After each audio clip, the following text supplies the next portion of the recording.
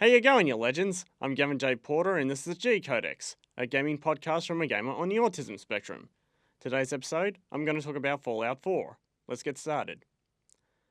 Fallout 4 is a 2015 retro-futuristic post-apocalyptic role-playing action RPG developed by Bethesda Game Studios and published by Bethesda Softworks. It is released for the PlayStation 4, Xbox One, and PC, and it is rated MA15+ for strong language and violence.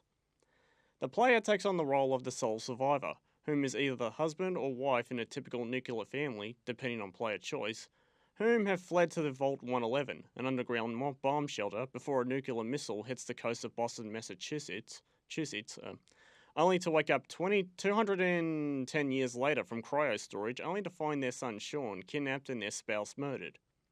The sole survivor fails to search to the wastelands of Boston and its surrounding areas, known as the Commonwealth, to find their son and seek vengeance against those who murdered their spouse.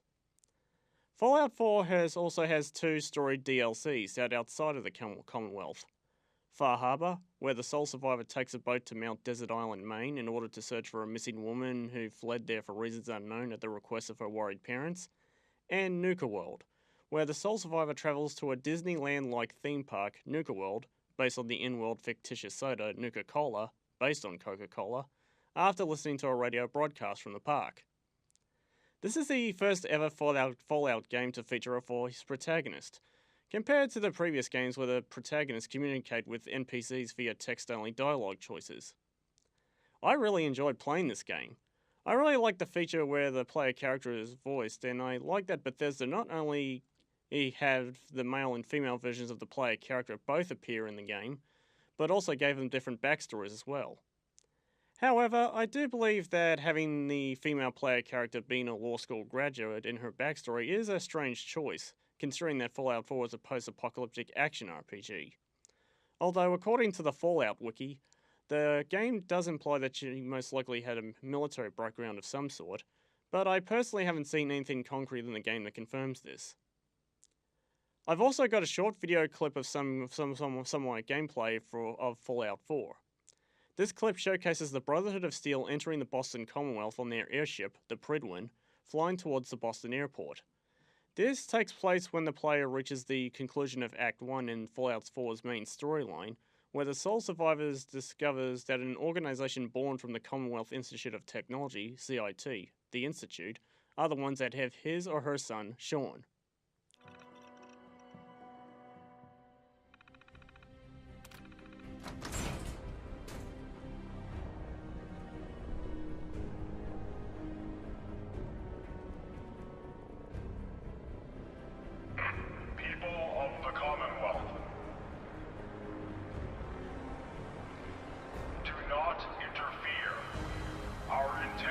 Are peaceful.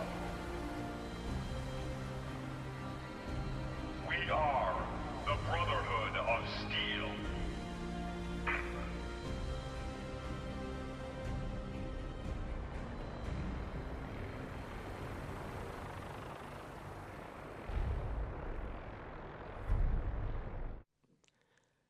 Another thing I like about Fallout 4 is thanks to the Nuka World DLC, the game gives the players the choice for the first time ever in a Fallout game to play as a raider.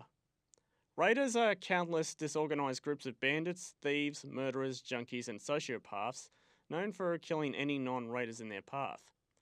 Raiders are a commonly encountered enemy NPCs throughout the Fallout series.